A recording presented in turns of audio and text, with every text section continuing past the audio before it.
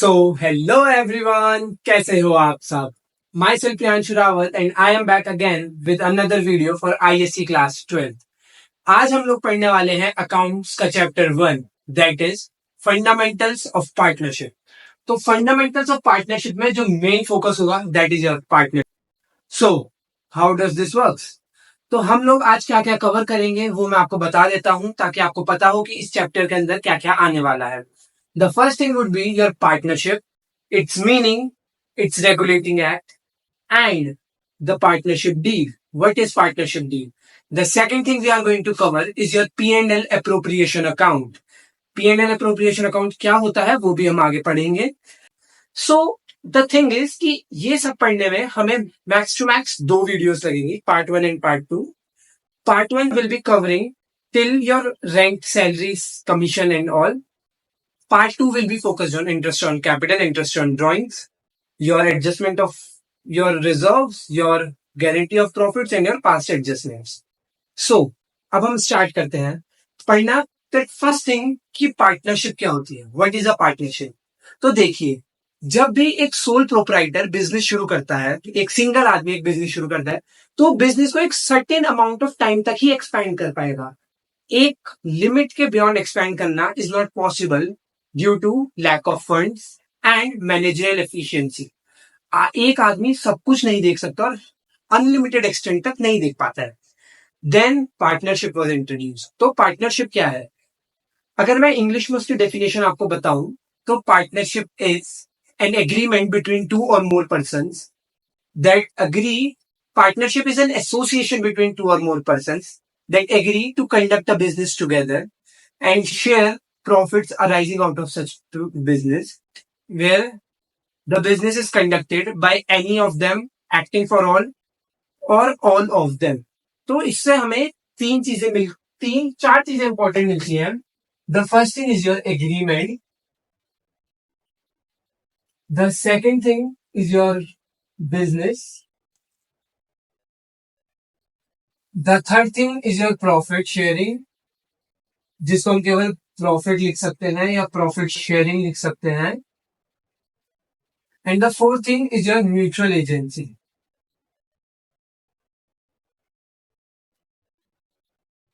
अगर आप सोच रहे हैं कि ये क्या है, तो देखिए, हमने पार्टनरशिप का फर्स्ट फीचर पढ़ा एग्रीमेंट, जिससे आपका निकल कर आता है डीड। आपका पार्टनरशिप डीड एग्रीमेंट से ही निकल कर आता है। आपके बिजनेस से निकल कर आती है your legality. What do I mean by legality, आपका बिजनेस लीगल होना चाहिए। डीड हम आगे पढ़ेंगे अभी, but your business should be legal and this is that. This is simple, बस ये इतना ही होता है। इसके बाद यह प्रॉफिट शेयरिंग। तो प्रॉफिट शेयरिंग क्या होती है हमें ये भी समझना होगा। सो सिंपली प्रॉफिट शेयरिंग से हमें निकल कर आता है PSR, that is your profit sharing ratio. अब एक पार्टनरशिप में it is compulsory to share profits. बिना प्रॉफिट शेयरिंग के पार्टनरशिप फॉर्म नहीं हो सकती है। हाउएवर, लॉस बांटना ना बांटना इज कंप्लीटली ऑप्शनल। लॉस कुछ पार्टनर्स बांटते हैं, कुछ पार्टनर्स नहीं बांटते हैं, बट प्रॉफिट इज एसेंशियल। ऐसा नहीं हो सकता कि एक पार्टनर प्रॉफिट्स ना ले, that is impossible. And then your mutual agency, जिसको हम कहते हैं any of them acting for all, acting for all और ऑल ऑफ देम। इससे क्या मतलब है कि एक पार्टनर सभी पार्टनर्स के बिहाफ पे भी एक्ट कर सकता है। He is an agent of the firm and all other partners, and at the same time सब पार्टनर्स मिलकर भी पार्टनरशिप का बिजनेस कंडक्ट कर सकते हैं। तो म्यूचुअल एजेंसी हमारे 12th में किसी काम की नहीं होती है, तो म्यूचुअल एजेंसी को सिंपली मिटा देंगे। Next thing your business. Business and legality हमने डिस्कस कर दी है। अब बचता है आपका profit sharing ratio and deed. तो द थिंग इज कि प्रॉफिट शेयरिंग रेशियो भी हमने पढ़ लिया है। प्रॉफिट शेयरिंग रेशियो में कुछ ऐसा हार्ड नहीं है, इट इज सिंपल कि प्रॉफिट शेयर होता है, दैट्स ऑल। अब एग्रीमेंट, डीड। तो देखिए, डीड का क्या मतलब होता है। डीड होता है स्पीकिंग यानी कि एक्सप्रेस, और इम्प्लाइड यानी कि एक्शंस, जिसमें एक्सप्रेस में रिटन एंड वर्बल दोनों इंक्लूड होते हैं, लिखित में और मौखिक में। एक ऐसा एग्रीमेंट पार्टनर्स के बीच जो लिखित भी हो सकता है, मौखिक भी हो सकता है, जिसमें आपके प्रोविजंस होते हैं कि पार्टनरशिप में किस किस तरीके से काम किया जाएगा। फॉर एग्जाम्पल, सैलरीज देनी है कि नहीं देनी है, कमीशन देना है कि नहीं देना है, उसके साथ साथ आपका कि इंटरेस्ट ऑन कैपिटल देना है कि नहीं देना है, इंटरेस्ट ऑन ड्रॉइंग्स दी जाएंगी कि नहीं दी जाएंगी, ये सब कुछ इंक्लूड होता है आपका एग्रीमेंट के पार्टनरशिप डीड के एग्रीमेंट में। ऑलराइट, अब हमें ये पढ़ना होता है कि इसके अंदर क्या क्या चीजें आती हैं जो कि आपके पेपर में नहीं आती। It is complete theory. और if you are from ISC, आपने कॉमर्स में ये 11th क्लास में पढ़ चुका है, चाहे आपका सब्जेक्ट कॉमर्स हो या बीएससी बिजनेस स्टडीज हो, दोनों में ही ये होता है। तो हम डीड के अंदर भी ज्यादा नहीं जाएंगे, हम सीधा फर्दर मूव करेंगे कि what is P and L appropriation account. तो पी&एल अप्रोप्रिएशन अकाउंट क्या होता है, हमें ये भी समझना होगा। So our first topic is P&L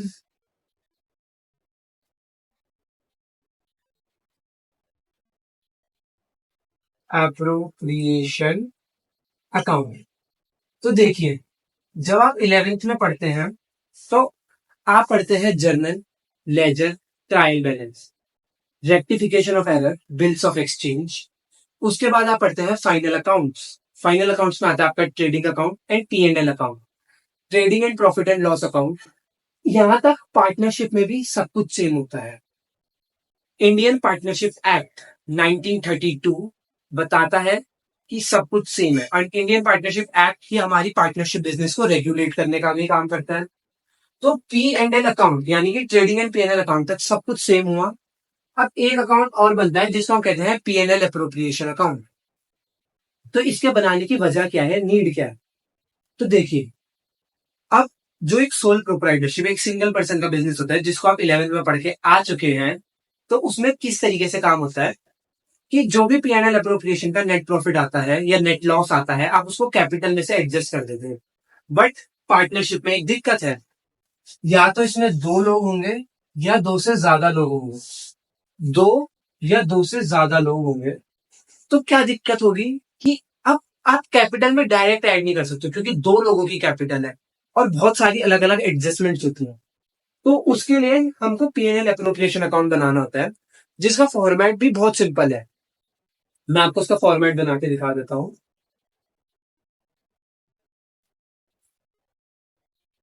just wait a minute.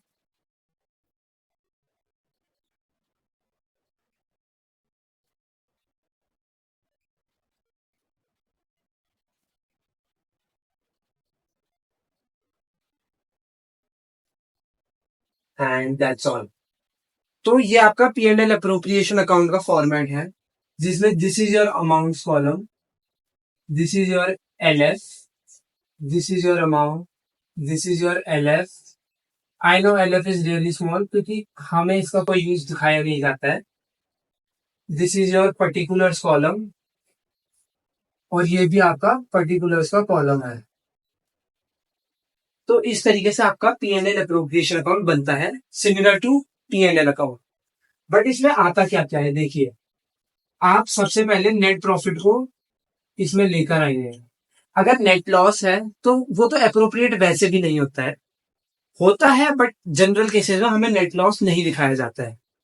तो आप नेट प्रॉफिट को यहाँ पे लेकर आएंगे, जिसके अमाउंट यहाँ पे आ जाएंगे। देन इसके नीचे चार्ज होगा आईओडी, इंटरेस्ट ऑन ड्रॉइंग्स, जो कि हम फ्यूचर में डेफिनेटली डिस्कस करेंगे, बट इसमें हम केवल समझ लेते हैं क्या क्या आएगा। इंटरेस्ट ऑन ड्रॉइंग्स, इस तरफ आपका आता है इंटरेस्ट ऑन कैपिटल, उसके साथ साथ आता है आपका सैलरीज। अब इसमें एक चीज ध्यान देने वाली है कि सैलरीज हर किसी की इंक्लूडेड नहीं होगी। सैलरीज जो वर्कर्स को मिलती है, एम्प्लॉयज को मिलती है, वो सब कुछ इसमें इंक्लूडेड नहीं होगा। सैलरीज किसकी इंक्लूडेड होगी, पार्टनर्स की। अब आप सोचेंगे क्या पार्टनर्स भी सैलरीज लेते हैं? The answer is yes. कुछ केसेस में हाँ, पार्टनर्स भी सैलरीज को एक्सेप्ट करते हैं, and that is dependent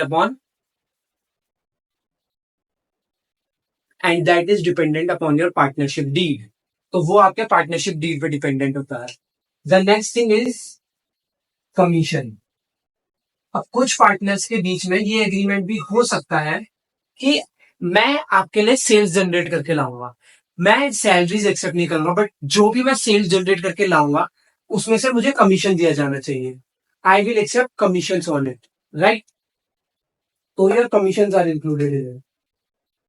then commissions के बाद क्या आता है? सो कमीशंस के बाद आपका इसमें आता है रिजर्व्स,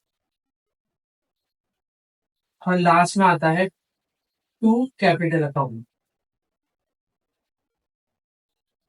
अब लेट सपोज हमारे पास ए बी सी तीन पार्टनर है, तो उनके लिए कैलकुलेशंस इस तरीके से की जा सकती है। A B C, X amount X amount X amount, और यहाँ पे टोटल करके 3x अमाउंट। मतलब this X is just figurative, हम तो समझ रहे हैं। तो ये सब कुछ और ये यही इंक्लूड होता है आपके पार्टनरशिप के उसमें, P and L appropriation account में। समझ गए? अब हमें ये सब कुछ आज डिस्कस करने की जरूरत नहीं है, हम जैसे जैसे चैप्टर में अपना वे थ्रू करते रहेंगे, हम इनको समझते रहेंगे। So the next thing we are going to discuss about a partnership fundament. अच्छा देखिए, मैं आपको एक बात जरूर कहना चाहूंगा, जब ये चैप्टर आप पहली बार पढ़ेंगे तो ये चैप्टर ना बहुत अलग सा फील होता है। क्यों? क्योंकि अभी तक हम 11th तक जो भी चैप्टर पढ़ते आए थे उनमें सब कुछ एक सीरीज में चलता था। इसमें आप पहले एक चीज पढ़ोगे, फिर दूसरा टॉपिक, फिर तीसरा टॉपिक, इनको रिलेट करना होगा। अभी नहीं, चैप्टर के एंड में मैं आपको समझाऊंगा कि इसको रिलेट कैसे करते हैं, इन सारी चीजों को एक साथ कैसे रिलेट करना है, जिसका बेसिस ये पी एंड एल अप्रोप्रिएशन ही होता है हमारा। बिकॉज अब रिलेट इसी सेंस में करेंगे हम, वो मैं आपको चैप्टर के एंड में कराऊंगा, आप तभी समझ लीजिएगा। द नेक्स्ट थिंग इज हमारे सिस्टम्स ऑफ कैपिटल। अब अगर आप ये वर्ड पहली बार सुन रहे हैं, that is a system of capital, जो कि this video will be uploaded in June, तो आई सपोज आपने ये वर्ड सुन लिया होगा अपने क्लासरूम में। But system of maintaining Capitals क्या होता है एक्चुअली में? System of Capitals,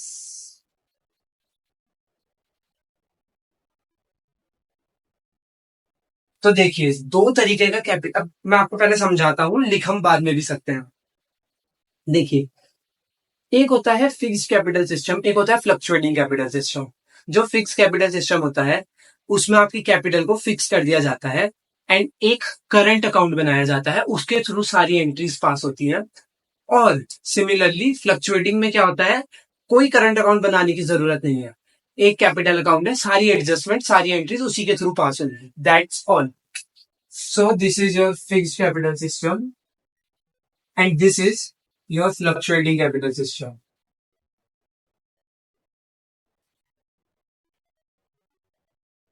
this is your fixed capital system and this is your fluctuating. Fixed capital system में आप कौन कौन सा अकाउंट बनाते हैं? इसमें बनता है कैपिटल अकाउंट और करंट अकाउंट। देखिए, एक्चुअली में इसको बनाने का पर्पज ये होता है कि अगर एक कैपिटल अकाउंट है, हर साल कम ज्यादा एडजस्टमेंट और एंट्रीज के थ्रू हो रहा है, तो हर साल इंटरेस्ट ऑन कैपिटल निकालने में बहुत ज्यादा आफत और दिक्कत आती है, आफत या दिक्कत आती है। तो कैपिटल अकाउंट को फिक्स कर दीजिए, दोनों पार्टनर्स, तीनों पार्टनर, जितने भी पार्टनर हैं वो एक बारी में कैपिटल लाएंगे, लेट से 20,000, और for example we can say 3 lakhs, तो 3 lakhs की दोनों कैपिटल लाएंगे। उसके बाद उनकी कैपिटल्स को फिक्स कर दिया जाएगा, और जो भी एंट्रीज हैं वो डायरेक्टली पास होंगी आपके करंट अकाउंट से।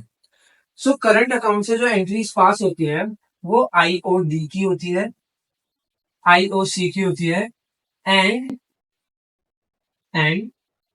All other entries. I hope you understand this, कि सभी एंट्रीज इसी के थ्रू पास हुई हैं। बट आपके फ्लक्चुएटिंग कैपिटल अकाउंट में ऑल थ्रू कैपिटल अकाउंट, आपकी सभी एंट्रीज कैपिटल अकाउंट के थ्रू ही पास होंगी, आपको बार बार करंट अकाउंट बनाने की आवश्यकता नहीं होगी। Now this is a little bit longer method.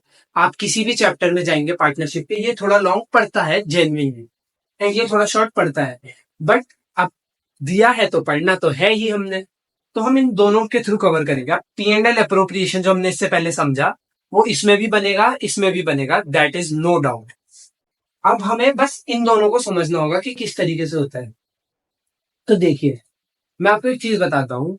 जब हम AELIC पढ़ा, जो कि हमने इससे पहले वाली वीडियो में पढ़ चुका है, अगर आपने नहीं देखी है वो वीडियो तो I will give the link in description.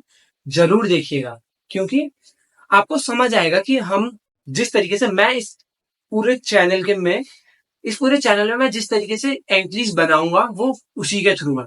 So I hope you are going to watch it, ताकि आपको समझ आए। एंड AELIC में C कैपिटल के लिए स्टैंड करता है, और सिमिलरली कैपिटल और करंट अकाउंट का जो नेचर है वो सेम होता है, they are of the same nature. इसीलिए उन दोनों के लिए एंट्री का जो रूल होता है, debit the decrease and credit the increase, वो सेम होगा। कैपिटल अकाउंट इसमें भी बनेगा, रूल्स वही होंगे। अब इसके आगे हमें पढ़ना होता है ट्रीटमेंट ऑफ योर रेंट। अच्छा, आप देखिए, एक टॉपिक जो मेरे को आपको और समझाना है, दैट इज, एक वर्ड आप ना बहुत ज्यादा सुनेंगे, एक्चुअली दो फ्रेजेस आप बहुत ज्यादा सुनेंगे। The first one being when the deed is silent. तो इसका क्या मतलब है कि डीड साइलेंट है, या when the deed does not exist. इसका मतलब है कि आपका जो पार्टनरशिप फॉर्म का डीड है, एग्रीमेंट है, वो जब बनाया गया तो उसमें एक स्पेसिफिक चीज को लेके कोई प्रोविजन नहीं दिया गया है।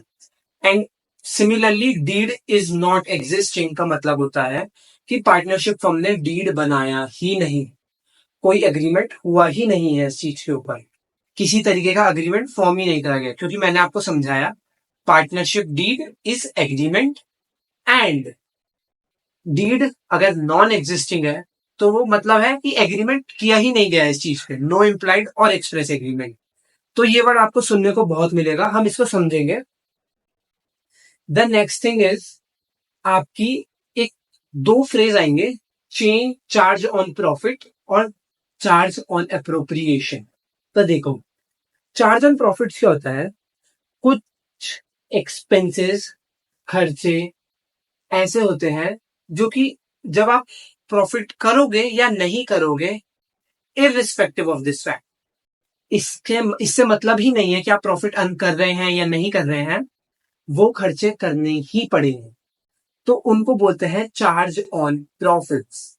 एंड सिमिलरली आपको चार्ज अप्रोप्रिएशन ऑफ प्रॉफिट जो होता है, वो होता है कि जब प्रॉफिट होगा तो ये खर्चे तभी करे जाएंगे। ये बहुत ज्यादा आता है। क्या चार्ज ऑन प्रॉफिट्स होता है, क्या अप्रोप्रिएशन ऑफ प्रॉफिट्स होता है, वो हम लोग धीरे धीरे समझ लेंगे चैप्टर के थ्रू। जब हम एंट्री समझेंगे तो मैं आपको सब कुछ समझा दूंगा।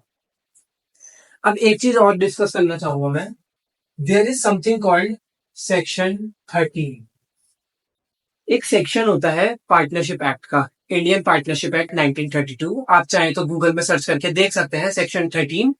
वो कहता है, वो एक्चुअली में रिलेटेड किस तरीके से होता है कि एक पार्टनर्स की क्या राइट है रेम्यूनरेशन को लेकर। तो सेक्शन 13 जो कहता है, वो कहता है कि when lead is silent,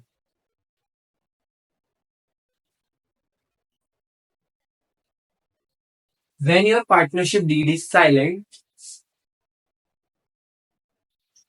salary no, no salary will be given, interest on capitals no, no interest on capital will be given, interest on drawings no, आप इंटरेस्ट ऑन ड्रॉइंग्स चार्ज नहीं करोगे, आप इंटरेस्ट ऑन कैपिटल नहीं दोगे, interest on current account ना ही charge करोगे ना ही दोगे। एंड उसके साथ साथ लोन बाय पार्टनर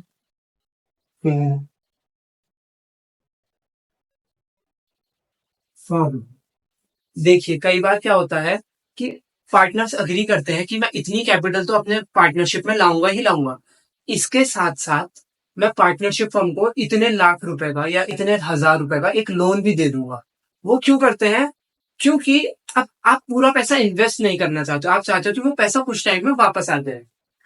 तो उसको उस पे इंटरेस्ट मिलता है। इंटरेस्ट, यस, हाँ, even when the deed is silent आपको इंटरेस्ट मिलेगा, डेफिनेटली मिलेगा। कितना मिलता है?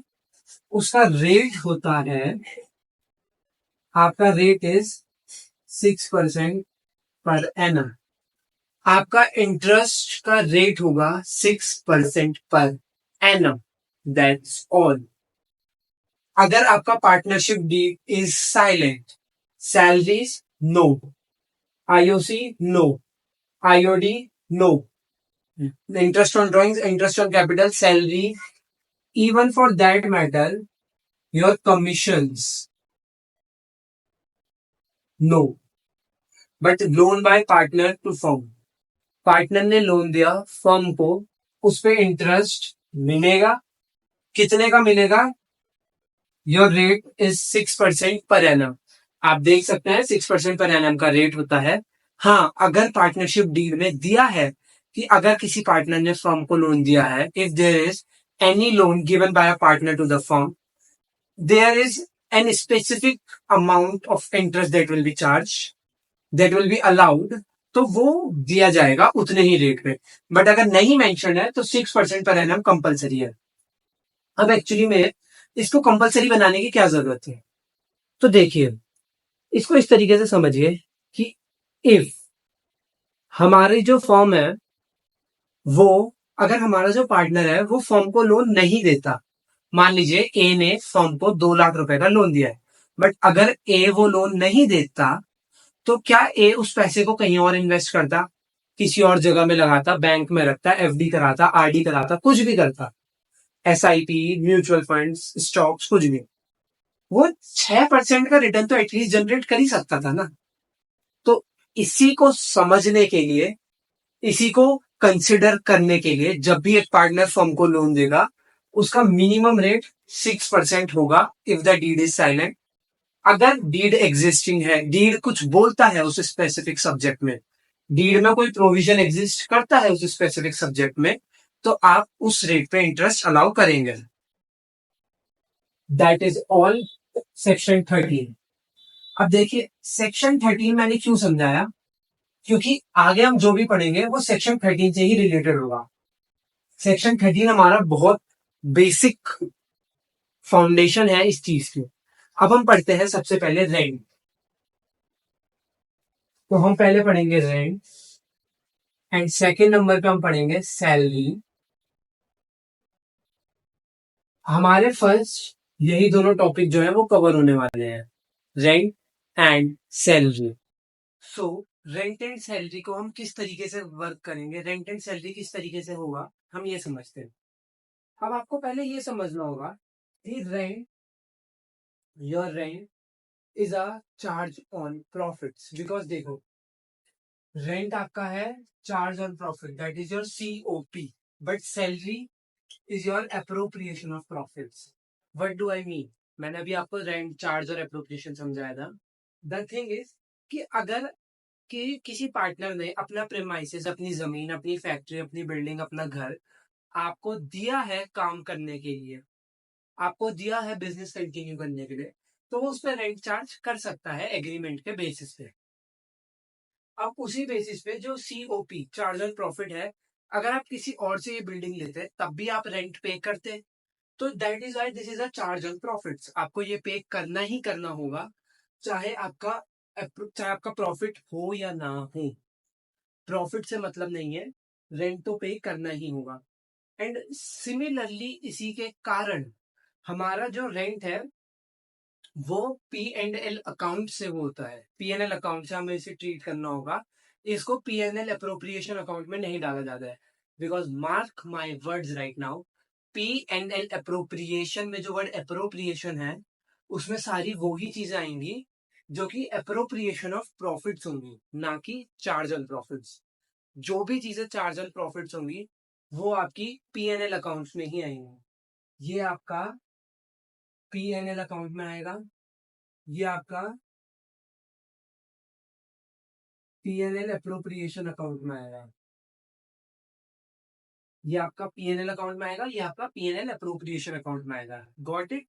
इतना समझ गए। अब हम समझते हैं कि रेंट को किस तरीके से वर्क करा जाता है। तो देखो, नाउ फिगर दिस आउट कि रेंट इज एन एक्सपेंस। आपका रेंट एक एक्सपेंस है। तो जब भी आप रेंट को पे करोगे उसकी एंट्री क्या बनती है? एक्सपेंस जब भी बढ़ता है तो डेबिट होता है। आई hope you remember the rule.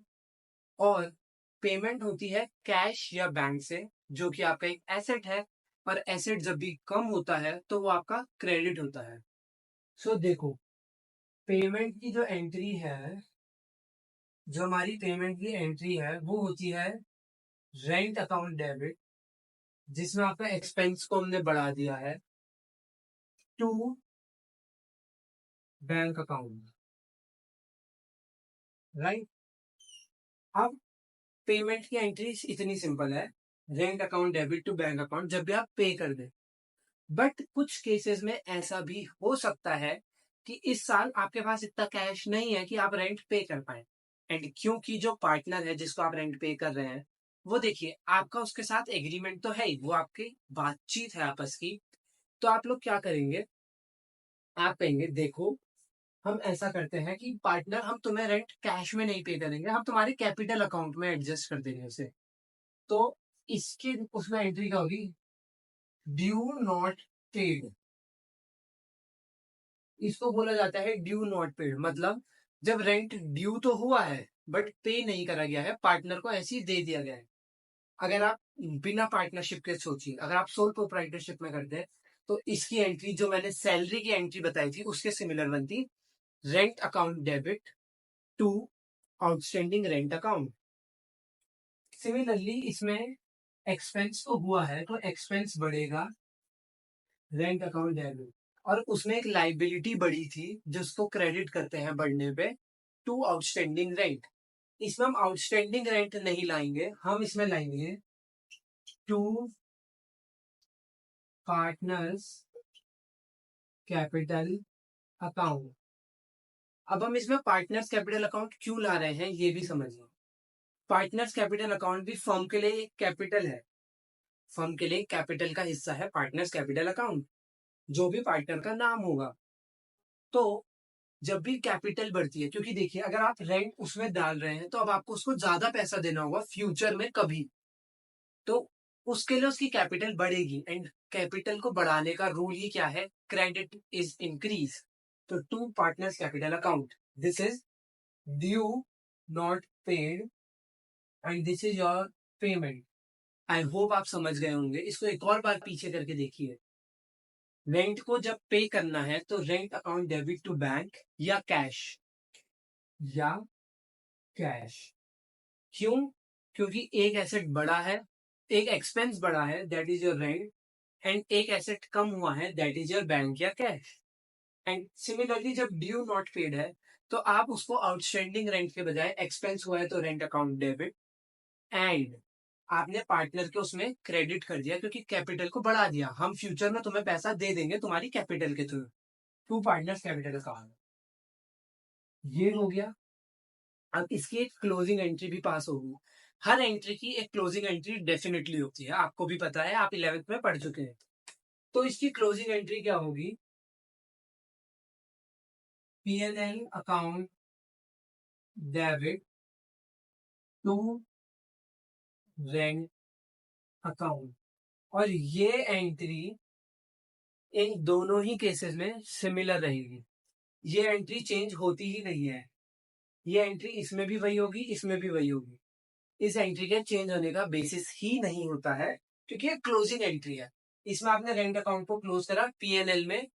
अगर आप पीएनएल बनाएंगे, अगर आप इसका पीएनएल बनाएंगे इस तरीके से, तो आप यहाँ पे टू रेंट अकाउंट लाते हैं। ये तो आप सबने पढ़ा है, टू रेंट अकाउंट आता है, वो यहां से उठ के आता है। तो हमारा रेंट अकाउंट क्लोज हो गया, हमने क्लोजिंग एंट्री पास कर दी, हमने पेमेंट की एंट्री सीख दी, ड्यू नॉट पेड की एंट्री समझ गए। तो आई होप इतना आपको क्लियर हो गया हो।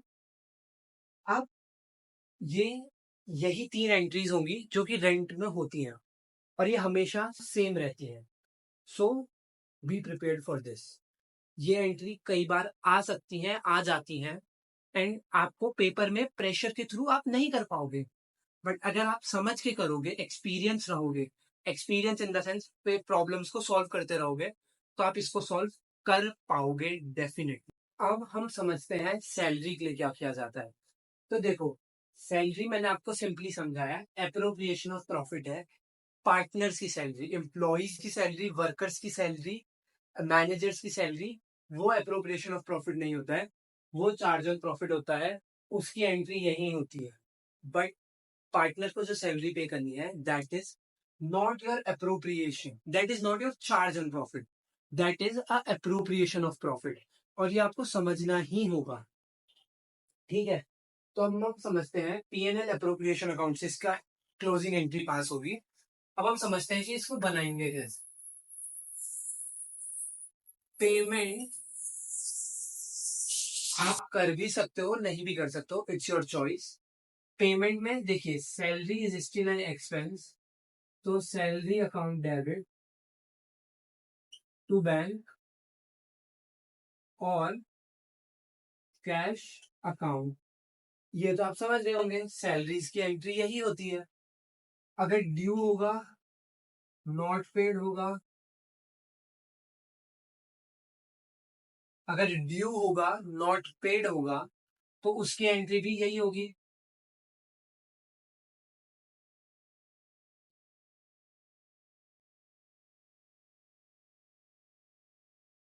To partners capital account. आपको समझना होगा कि उसकी एंट्री भी यही होगी। क्यों? लॉजिक इज सिमिलर, इसका और इसका लॉजिक 100% सेम है। Rent is an expense, salary is an expense. पे करा एसेट से, एसेट कम हुआ, एक्सपेंस बढ़ा, एक्सपेंस बढ़ता है तो debit the increase, salary account debit. और एक एसेट कम हो रहा है तो credit the decrease to bank और cash account. A and E, इनका रूल सेम होता है, यहाँ पे हमने समझ लिया।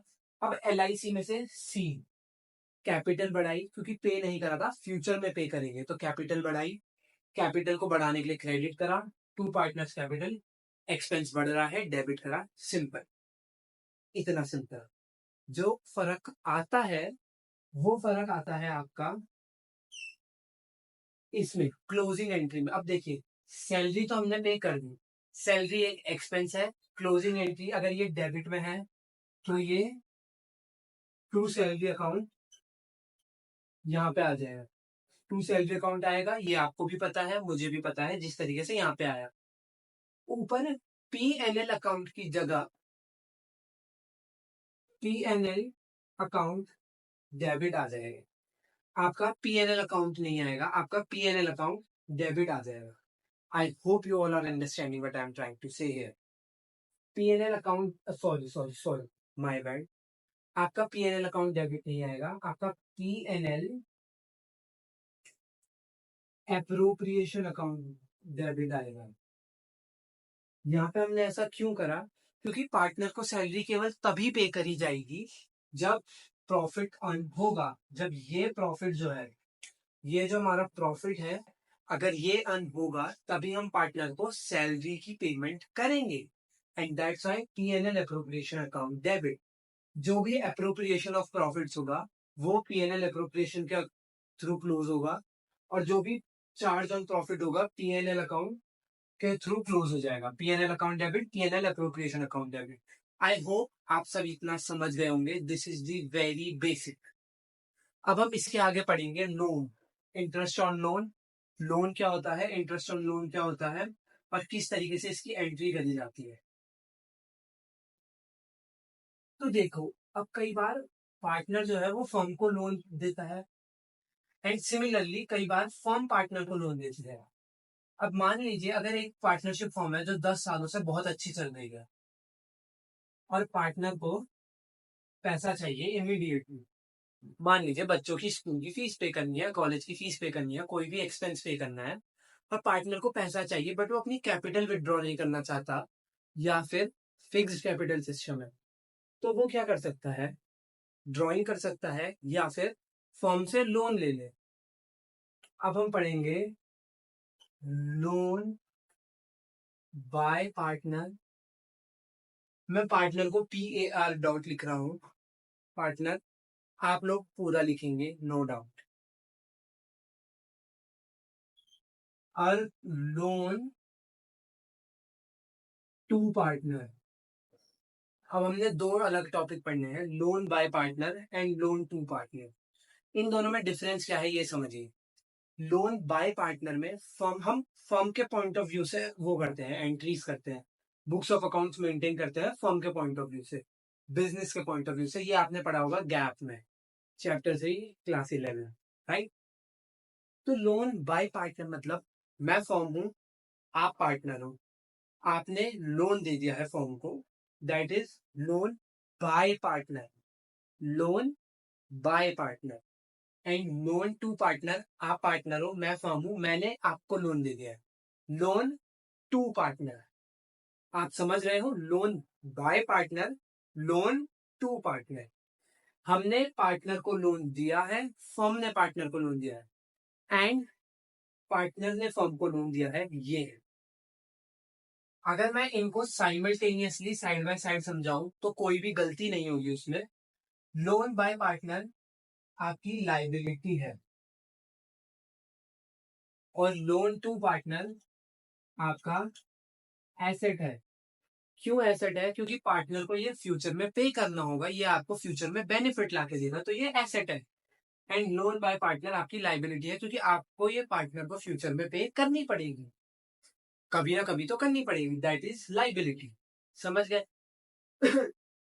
अब इनकी एंट्रीज भी इसी हिसाब से होंगी। लेट से पार्टनर ने फर्म को लोन दिया है, तो क्या होगा? अगर आपको बैंक लोन देता तो आपका पैसा बढ़ता, क्योंकि कैश में आएगा लोन, लोन का जो पैसा होता है वो कैश में आता है। तो पार्टनर भी जब फर्म को लोन देगा तो उसकी एंट्री होगी कैश अकाउंट डेबिट, सिंपल। उसके नीचे लाइबिलिटी बढ़ेगी टू लोन बाय। अब लोन बाय पार्टनर लिखने के बजाय मैं सिंपली एज्यूम कर रहा हूं कि पार्टनर का नाम है सी, तो लोन बाय सी अकाउंट। ये कब की एंट्री है? जब पार्टनर ने फर्म को लोन दिया है, अभी पैसा आया है। अब लोन टू पार्टनर समझेंगे तो अब आप जब किसी को लोन दोगे तो आप उसे कैश में पेमेंट करोगे लोन की। तो और जब कैश कम होता है, एसेट कम होता है, तो वो क्रेडिट होता है टू कैश अकाउंट, सिंपल। इसके साथ साथ लोन टू पार्टनर में पार्टनर ने आपको फ्यूचर में पैसा देना है, वो एसेट बन गया। तो लोन टू, हम मान के चल लेते हैं कि इसमें बी को लोन दिया है, बी फॉर बॉल, तो loan to B account debit. एक एसेट बढ़ा है तो एसेट अकाउंट डेबिट, क्योंकि डेबिट इंक्रीज होता है। एंड टू कैश अकाउंट, क्योंकि एक एसेट कम हुआ है तो क्रेडिट में कम होता है to cash account. I hope आपको इतना भी समझ आ गया होगा। अब हमें करना है इंटरेस्ट की एंट्री। तो देखो, इंटरेस्ट ऑन लोन जो हमें रिसीव होना है या जो पेमेंट होना है, जो हमने पे करना है इस केस में और जो हमने रिसीव करना है इस केस में, वो दोनों ही केस में आपका चार्ज ऑन प्रॉफिट है।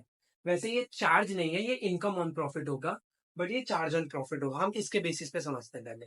तो देखो, लोन बाय पार्टनर मैंने आपको थोड़ी देर पहले सेक्शन 13 समझाया था, जिसमें कहा था अगर फर्म सॉरी, अगर फर्म ने लोन दिया है और अगर फर्म को लोन मिला है तो, और डीड साइलेंट है, तो लोन पे इंटरेस्ट पेमेंट होगी 6% की।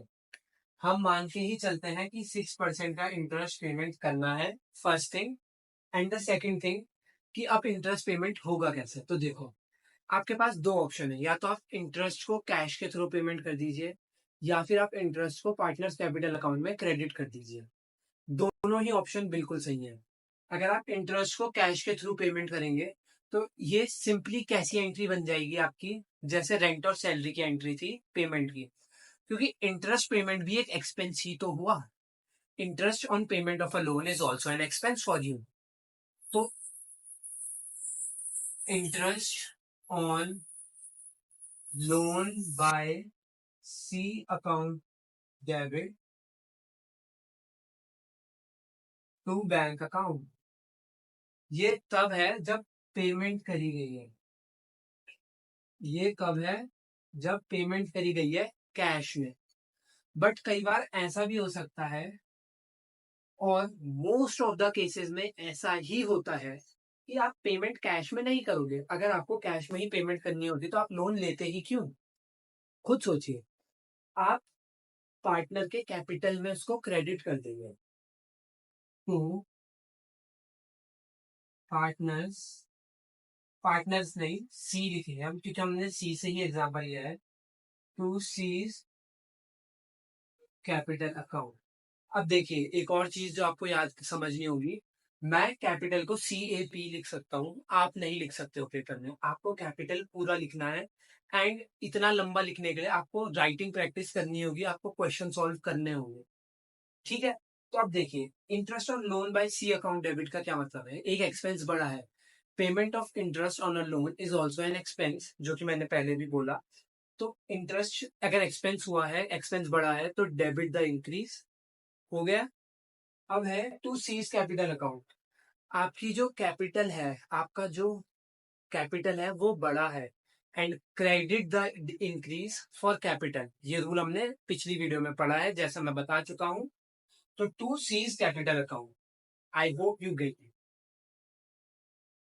It is this simple. And इसके बाद क्लोजिंग एंट्री पास करनी होगी, और मैंने आपको बता दिया है ये एक चार्ज ऑन प्रॉफिट है। क्योंकि देखो, इंटरेस्ट आप अप्रोप्रिएशन ऑफ प्रॉफिट नहीं कर सकते हो। इंटरेस्ट तो पे करना ही करना पड़ेगा। अगर आप बैंक लोन लेते या किसी मनी लेंडर से लोन लेते, तब भी आपको इंटरेस्ट तो पे करना ही पड़ता। तो दैट्स वाई ये आपका एक एक्सपेंस है और चार्ज ऑन प्रॉफिट है। तो इसकी क्लोजिंग एंट्री भी सिंपली क्या होगी? P&L account debit to interest on loan by C account. हमने एक्सपेंस को क्लोज कर दिया, P&L अकाउंट डेबिट कर दिया। P&L अकाउंट जब बनाएंगे तो उसके डेबिट साइड में to interest on loan by C हम दिखा देंगे। It is this simple. I hope आप ये समझ रहे होंगे। अगर आप सोच रहे हो कि मैं क्वेश्चन क्यों नहीं प्रैक्टिस करा रहा हूँ, मैं क्वेश्चन प्रैक्टिस कराऊंगा सही में, बट वो आप खुद से करोगे। मेरा काम है लॉजिक बनाना। मैं आपको क्वेश्चंस जो कि मैंने कहा था डेली प्रैक्टिस प्रॉब्लम्स, वो मैं आपको जरूर दूंगा, आप खुद से उनकी प्रैक्टिस करना। ये समझ गए आप? मैं एक एग्जांपल जरूर दूंगा अभी आपको। आई होप आप सब ये समझ गए होंगे। आई होप आप ये सब समझ गए होंगे। अब हम इसमें एक एग्जांपल करते हैं।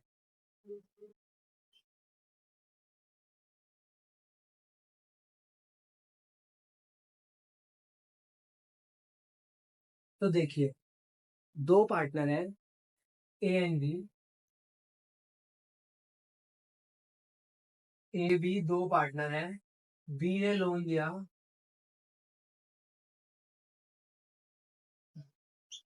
2 लाख का लोन लिया बी ने फर्म को, और एक्सप्रेसिवली बोला है इंटरेस्ट 12% है, इंटरेस्ट 10% है, और इंटरेस्ट साइलेंट है। अब देखो, जो मैंने आपको 3 केस दिए हैं, इसमें आपको इंटरेस्ट कैलकुलेट करना होगा।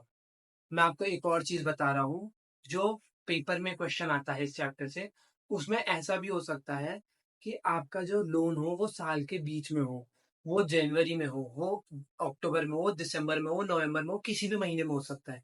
तो आपको वो भी सोचना होगा, वो भी प्रोसेस करना होगा, और उसके साथ आपको प्रोसीड करना होगा। Interest calculation bills of exchange में आप जिस तरीके से कैलकुलेट करते थे उसी तरीके से होता है। बैंक लोन में आप जिस तरीके से करते थे उसी तरीके से होता है।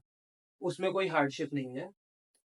अब आपको 2 लाख की पेमेंट दिखानी है, पेमेंट नहीं दिखानी है, आपको दिखाना है कि आपने पार्टनर्स कैपिटल अकाउंट में दिया है। तो देखो,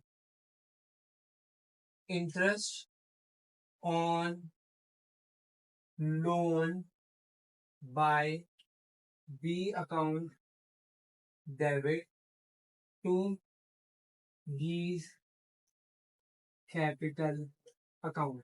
मेरे लिए ये सोच पाना बहुत आसान है। क्यों?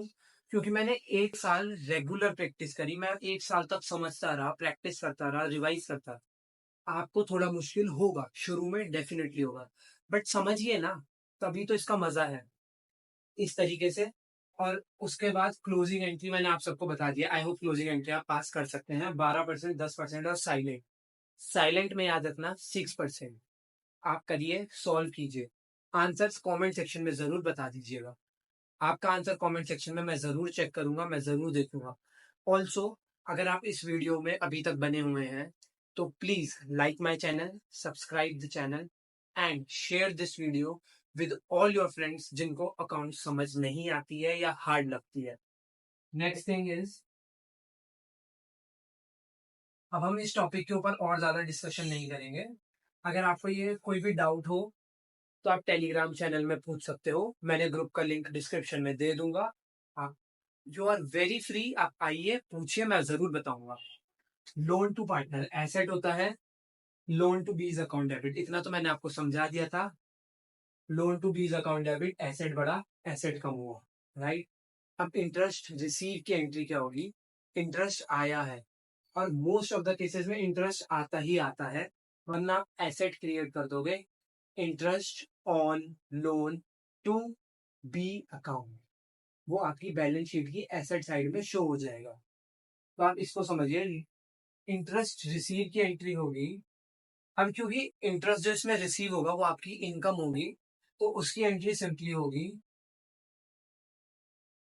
उसकी एंट्री आपकी होगी कैश डेबिट, क्योंकि एसेट बढ़ा है, कैश आया है, तभी इंटरेस्ट की पेमेंट हुई है, to interest on loan to B account. ये समझिए, interest on loan to B account आपकी इनकम है। इनकम का rule LIC, debit the increase credit, debit the decrease credit the increase. तो क्रेडिट द इंक्रीज हुआ है, समझ गए। इसकी क्लोजिंग एंट्री क्या होगी? क्लोजिंग एंट्री की जैसे बाकी इनकम की होती है वही होगी, interest on loan to B account debit to PNL account. I hope आप ये भी समझ गए होंगे। ये आपके PNL की बाय साइड में जाएगा।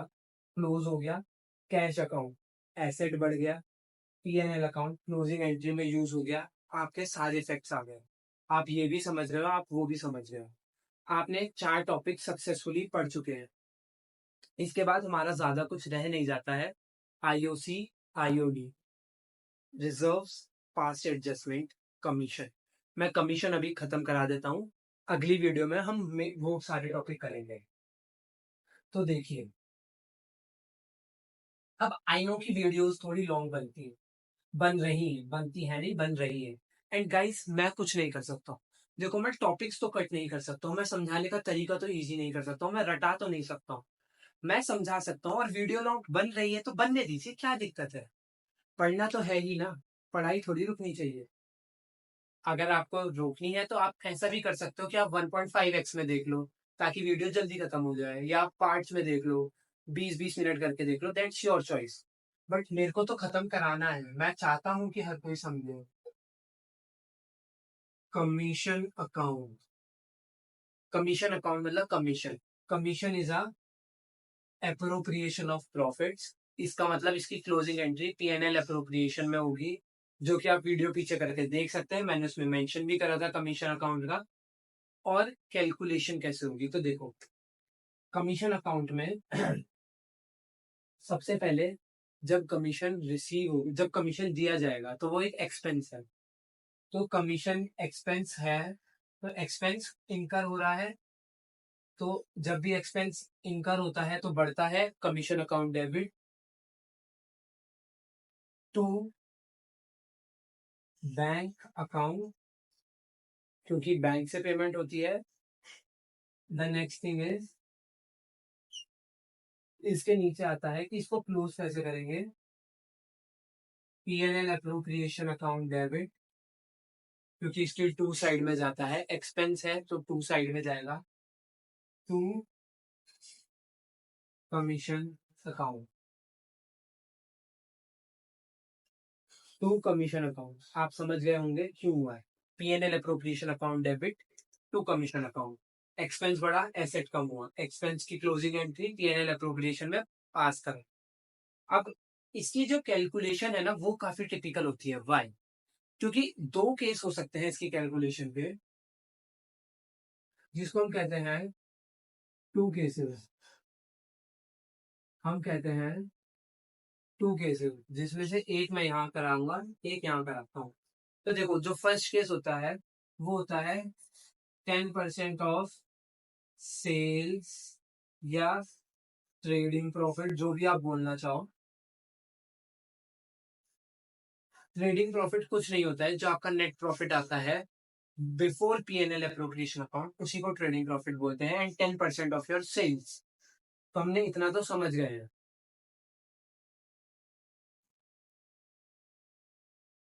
तो हम इतना तो समझ गए हैं। अब 10% ऑफ सेल्स, लेट से जो भी ये सेल्स या ट्रेडिंग प्रॉफिट है इसकी वैल्यू है 10 लाख रुपीज।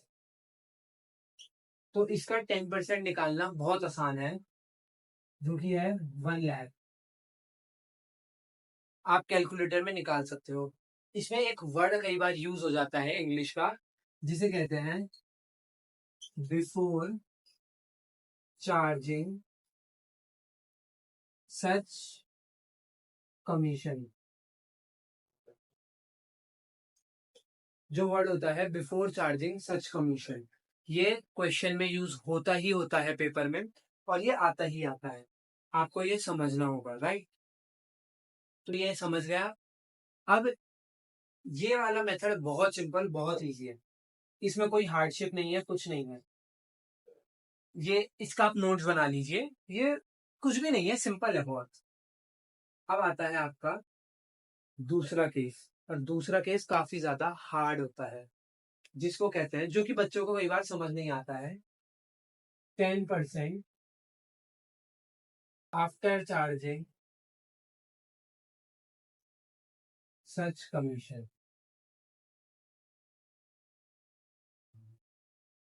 10% आफ्टर चार्जिंग सच कमीशन, इसका क्या मतलब बनता है? तो देखो,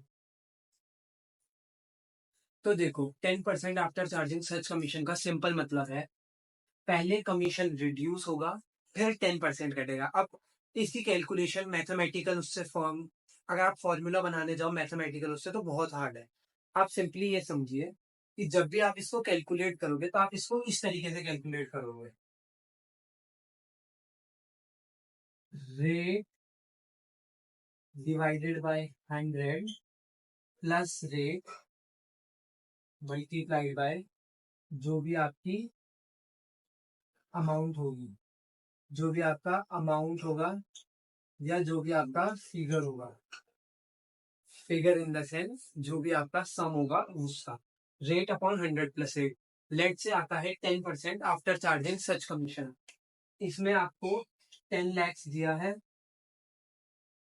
इसका 10% divided by 100 plus 10, that is 110। हो गया। अब आप इसको कैलकुलेटर में कीजिए। मैं भी कैलकुलेटर की आदत बहुत ज्यादा है, तो मैं भी कैलकुलेटर में करूंगा। 10 lakh into 10 lakhs into 10 divided by 110। आपका जो आंसर आएगा वो आएगा 90,909। आपका आंसर आएगा 90,909, जो कि आप देख सकते हैं 1 लाख से कम आ रहा है आफ्टर चार्जिंग सच कमीशन वाले फॉर्मूले में या मेथड में। बिफोर चार्जिंग सच कमीशन वाले मेथड में ज्यादा आ रहा था। तो इन्हीं दो तरीके से आपको, मतलब जो मैंने मिटा दिया पहले वो वाला तरीका और ये वाला तरीका, इन्हीं दो में से कमीशन की एंट्रीज होती है, जो कि यहाँ पे बैठती हैं। अब आपको एक चीज ये समझनी होगी कि इसमें बैठाने के लिए ये वाला मेथड और वो वाला मेथड है, जिसको आप पीछे करके एक और बार समझ सकते हो। हाउएवर वो बहुत सिंपल है। अब एक चीज ये देखिए कि ज्यादातर ये वाला मेथड पेपर में पूछा जाता है। मैंने इसके क्वेश्चंस अपने डेली प्रैक्टिस प्रॉब्लम्स में इंक्लूड करे हैं, तो आप समझ जाएंगे वहां करते हुए कि आफ्टर चार्जिंग सच कमीशन कहाँ पे लिखा है। कोई डाउट है तो आप टेलीग्राम चैनल में आइए, मुझसे पूछिए, मैं आपको बताऊंगा, समझाऊंगा।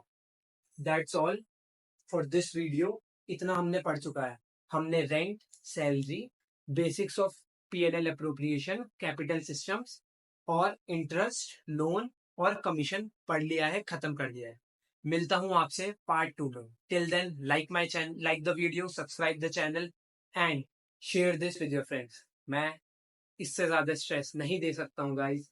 प्लीज सपोर्ट दिखाओ प्लीज गाइस, क्योंकि मेरे को भी ये पहला साल है पढ़ाते हुए। I would say second video है ये मेरी, तो बिल्कुल ही न्यू है। तो फीडबैक देना भी ना भूले, फीडबैक भी कमेंट में दे और सपोर्ट दिखाइए, ताकि मुझे भी पता चले कि इसकी नीड है आप सबको, जैसे मुझे थी आप सबको भी है। एंड फीडबैक देना ना भूले, जो भी आपको लगता है कि वीडियो में कमी है, जो भी आपको लगता है कि कुछ थोड़ा फजी है या कुछ अच्छे से नहीं समझाया है, आप पढ़ा बताइए मेरे को, मैं उसको दोबारा पढ़ा दूंगा। There is no issue of that. So, with this, signing off. Thank you, guys.